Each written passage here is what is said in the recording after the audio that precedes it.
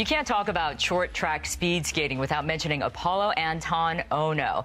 His impressive career totaled 8 Olympic medals, making him the most decorated American Winter Olympian of all time. Apolo's competitive spirit soars off the ice as well and onto the dance floor. In 2007, he competed in and won Dancing with the Stars, a popular TV dance competition show involving celebrities here in the U.S. Now, more recently, in 2014, Apolo completed the prestigious Ironman World Championship race in Kona, Hawaii.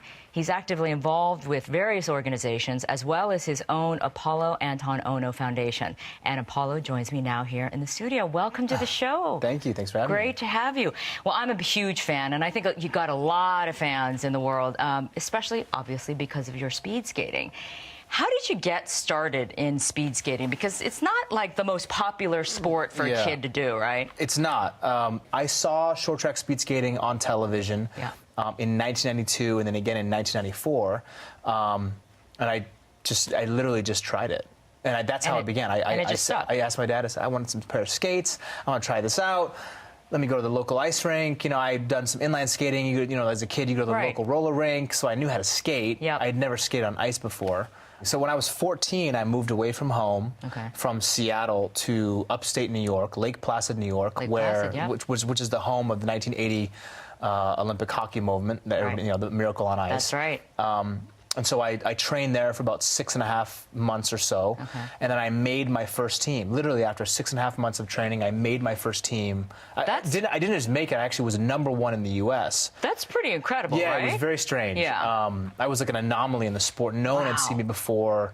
I was still wearing like my long swimming coat jacket that kids wear before they go into the water. That's all I had. I didn't have a proper skin suit. I didn't know what was really going on. And you were #1. I was #1 in the U.S. at the age of 14. Yeah, it was it was so an anomaly. You obviously found your calling.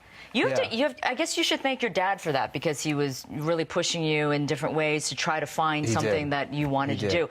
And your dad, I mean, he's your #1 fan, but you're his he is your #1 fan, and vice versa, right? That's what I'm trying to say. Yeah. Is that he raised you alone? He did. So I grew up in a single-parent household. Right. My father and my mother divorced before I could obviously remember, when I was very young. My father decided to take me full custody, raise me my entire life, and it was definitely not easy. You know, I think anyone who grows up, I mean, when you have kids in general, I'm sure it's not easy, but especially in a single-parent household, you know, there's double the pressure. And my father, normally you see it traditionally as the mother bearing and keeping the child, and this time it was my dad. So it was difficult, especially with a kid who had so much ridiculous amounts of energy, difficult time focusing in school, didn't really know or had any passions in terms of pure academics. Although I did well in school, I didn't know really how to parlay this energy that I had into something that was going to be productive, which I think is the struggle for probably 90% of kids these days, right? I got this energy, where do I place it? Right.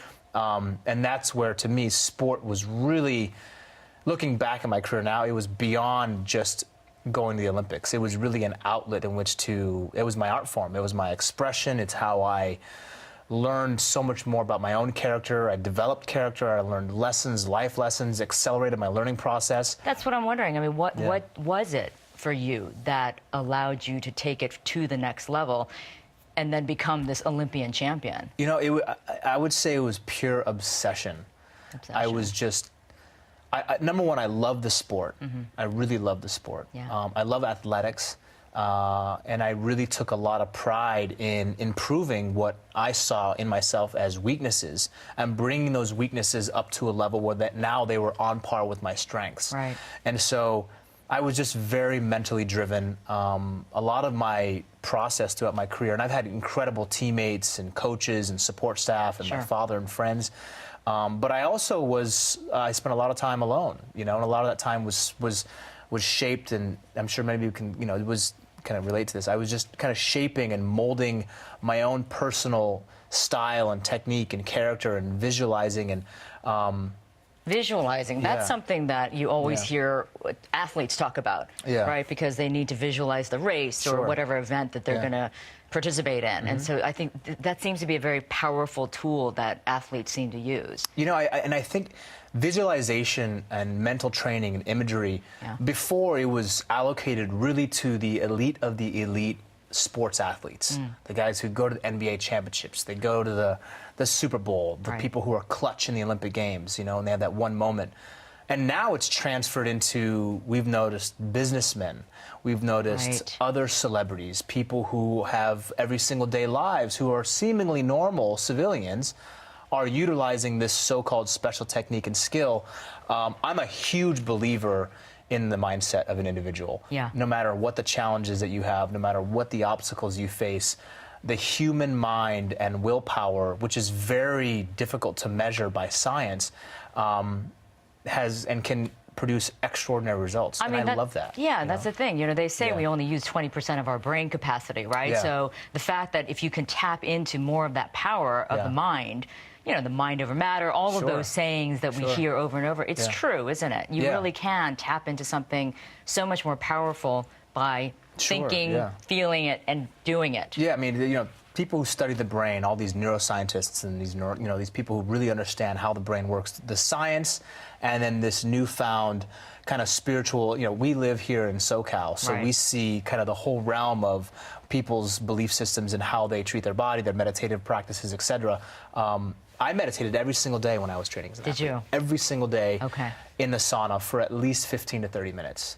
And some days it was just strictly focusing on my breathing. Some days it was focusing on the visualization of how I would want the next day to go, or my perfect race, or how I envisioned. We used to do something called imagery healing, where I would sit in the sauna and I would just visualize my cells healing themselves, Wow. taking the toxic lactic acid out, and just kind of pumping, and just, and so look, how do you quantify that into something that's a result? I don't know, but it felt that it worked, and to me, Yeah. that's all that matters. It certainly can't That's all hurt, that matters. right? Yeah, it's all that matters. Yeah. What was the highlight for you when you were competing?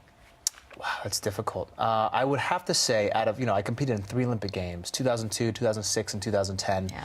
My final Olympic race in 2010 was in Vancouver, BC, where I learned how to speed skate. You know, growing up in Seattle, my father would drive me back and forth to Vancouver to go watch the Canadians skate, and I would kind of mimic them and copy them and see how they raced and their techniques. And so that's where I kind of learned how to speed skate. And now my final Olympic Games, I kind of ended my career.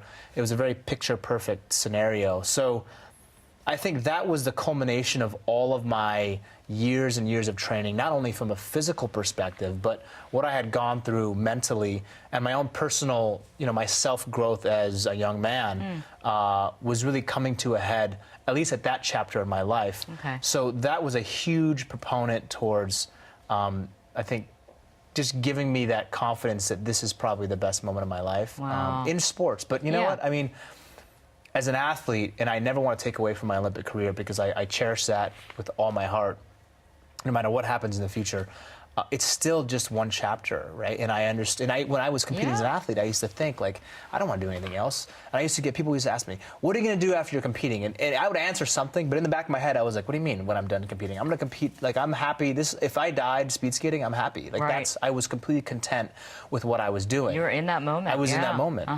But now, having been retired for 6 years and, traveling around the world, focused on different projects, having different interests now, I miss training and skating every single day of my life. Do you? Every single day. Really? I miss it, absolutely. And the transition from professional or Olympic athlete into whatever, businessman, post-Olympic or post-athlete career is perhaps the most difficult and challenging aspect for any athlete Right. in the name on the planet. I And there's can only been a imagine. handful who's been really, really successful. So you obviously retired, but you didn't stop with the competition because you Right. decided, crazy person that you are, to do the Ironman Right. triathlon, I did. which is truly the sort of, honestly, the hardest athletic thing that you can do.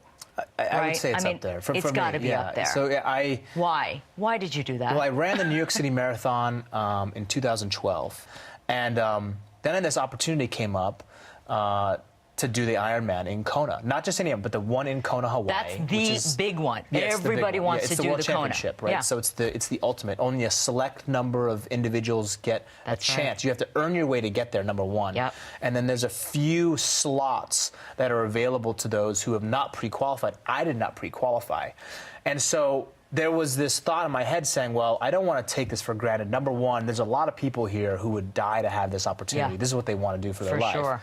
And so I took it really seriously, and I trained really as hard as I could for about 6.5 months, had an excellent, incredibly motivating and gifted teacher named Paula Newby Fraser. She's a multiple Ironman winner, isn't she? She won like 14 Ironman. Yeah, something ridiculous like that. She's amazing. Right, yeah. right. So she coached me, and I spent some time down in Carlsbad, California, training with her, and the process was incredible. You know, I first did my half Ironman. It was so hard, and I remember I was running with this woman. Her name was Charlotte. She must have been, I don't know, she must have been like 60 years old or something. And I'm running alongside of her in the final like 5 miles of this half Ironman, thinking like, I'm an Olympic athlete, and this lady is pulling away from me. That's incredible. What is going on? So I'm That's trying kind to of have humbling, isn't it? Yeah, I'm trying to have conversations with her so she slows down. Right? Like, I don't want anybody to get this on tape. This is that's embarrassing. great. And so after that half Ironman, I came to a consideration in my mind, you know, to realization. I said, okay, I have to take this seriously. And so I went back and I really trained as hard as I possibly could, and showed up in Kona and had the most exhilarating experience in my life. Literally. Really? Yeah, it's very spiritual. For me, it was very, very spiritual. And I read somewhere that you don't really like to talk about your Olympic medals, and they're actually with your dad. Yeah. But when it comes to your Ironman medal, you would wear that and show it off. Why is that? It's just because of the different. You know, I mean, it's the real goal here is just to finish this thing. Right. I had never done a full Ironman before. I had never swam 2.4 miles in open water ocean when the current and the tide was like crazy. With a kicked in the zillion other face. people. Yeah, exactly. And it's very, you know, so you get out of the water, you're dehydrated because it's 100 degrees, it's 100% humidity. You jump on a bike, and now you go up the Queen K towards Hawi, which is the turnaround point. It's 112 miles, 60-mile-an-hour crosswind. Oh, man. There's no MP3 players allowed, so there's no music, right? There's no drafting allowed, and you just are basically hammering the pedals for 5+ hours. Get off the bike, throw your running shoes on, and then you run a marathon.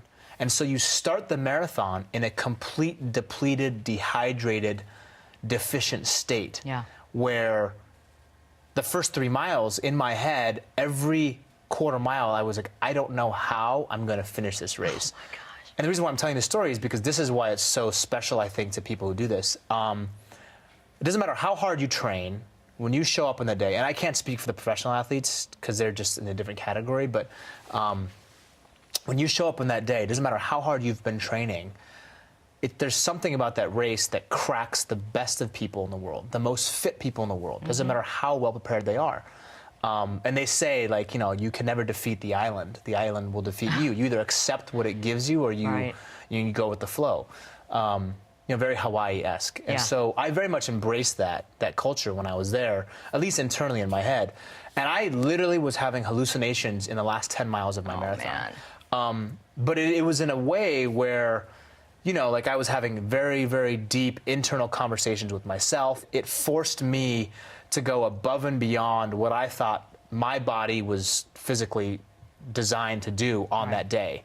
I had GI tract shut down, which means that I was no longer digesting the salt tablets and the liquid and the food that I was ingesting, which means that it wasn't getting into my system so that it was fueling my body. So I basically was cramping because I was having the shutdown. And so, you know, you have about 6 miles remaining in this Ironman. And, you know, these internal conversations that you have with yourself, and they can range from, you're not going to do this. Just stop. No one's looking. There's no cameras around. NBC's miles up the road. You're dying. Your head is literally cooking. There's 134-degree ambient temperature on the road, on the black lava rock on the left-hand side of the road, black lava rock on the right-hand side of the road. There's no trees, no shade. You're running on black asphalt. What's the difference? You just walk the rest.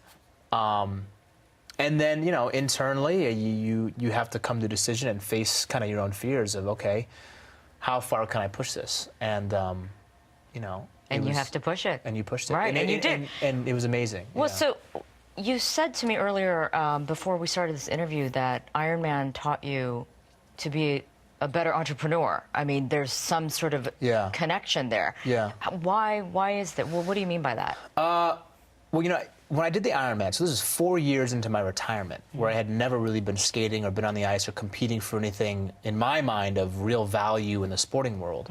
I needed this race more than anything. I needed it to reset myself, to recognize who I was at the core, which is an athlete, and remind myself that I do have the mental fortitude, strength, and willpower to overcome any challenge that comes my way, any obstacle, any difficulty, no matter how many times I get knocked down, no matter how many mistakes that I do make, I know that it will be okay, and I will wake up and I will finish whatever I'm going to do. And when you have this mentality, when you finish the Ironman, it gives you that strength that is so deep inside, that is, it's hard to describe, but the mind and the brain is so powerful. And that's that confidence that you take with you and those memories. This race is not about other people in Kona, Hawaii. Right. This race is for yourself. Even the professional athletes will tell you that. There's other competitors, but in reality, this is a race for you as a person, for you as an individual. And how you take that race, how you accomplish or how you treat that is really up to you. And so in the fashion that I like to do it, I had just one speed. And so I went balls to the wall as hard as I could. I took my watch off. I didn't really check to see my timing. I didn't have a heart rate monitor. I didn't care. I just wanted to go as hard as I humanly possibly could go, almost wanting to crack on the course, right? That sounds kind of in a sick way. Yeah. But just wanting to see how far I could push it. Right.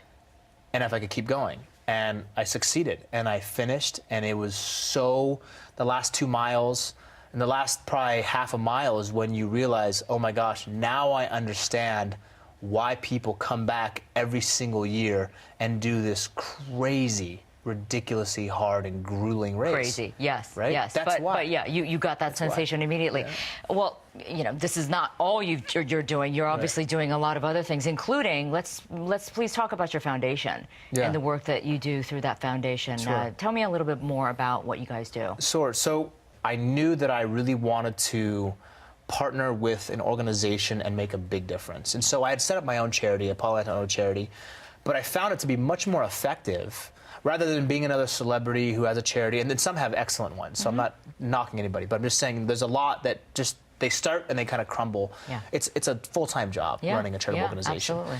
And so I thought, well, my efforts are better well spent if I place all of my time and energy into an existing organization, and I try to drive as much traffic and awareness to that as possible. And so I've worked with many, Children's Hospital, Ronald McDonald House, Nikkei Concerns in Seattle, Stand Up to Cancer. But the one that is really kind of the closest to me would have to be, you know, because of my Olympic space, would have to be the Special Olympics, and really help raise awareness and give every single one of those athletes a chance to compete openly. This group of people, they're just really, really, they're awesome. You know, and you get around that and you see the impact that you can have on another athlete's life. And then you realize the trick here that you don't know is when you go and spend time with these athletes, you think you're giving your time to them, but you learn so much in return. And it's hard, I tell people that all the time, like, look, just go do it. Just volunteer, spend a couple hours, and call me after, and let me know how it is. Every single person who's done that, and one of my friends who's been a part of it, are just going to spectate. They've been like, I got so much more out of this than I think I brought. Curious, though, you said you miss training, you miss skating every day. Yeah. So are you still trying to take part somehow? I mean, with the Winter Olympics coming up in Pyeongchang, South Korea, are you taking part somehow that way? So upon retirement, and I kind of jumped around a little bit, but upon retirement, I told myself that I didn't want to basically ever get depressed because I wasn't competing. Yeah. And so I just hit the ground as hard as I could, entrepreneurial spirit, full effect, traveling the world, trying to do as much as I can to market both myself, my brand, other businesses, do as much as I possibly could in that time frame to become and achieve success outside of the sporting world. Okay. And I dabbled from everything, right? So I did 2012 London Olympics. I was there with NBC. I did the 2014 Olympic Games in Sochi. I will be going to the Pyeongchang Games in 18. I'll be going to Tokyo in 2020. I'll be going to Beijing in 2022. Oh my gosh, you're just set up for a while. Yeah. Look, I love the Olympic Games. That's what it comes down to. Yeah. And I love being in the other. I love being on the other side of the camera, right, competing and doing it. But now I can hopefully explain and give intricate details and insight, hopefully, that has never been taught before or said before from an athlete's point of view. And plus, I know the sport like the back of my hand. Listen, Apolo, I'm so happy to talk to you, and thank you so much for your time. It was great having you on the show. Thank you. Thanks for having me. All right, me. and good luck with everything. Thank you. All right. Well, we'll be right back with more from Los Angeles.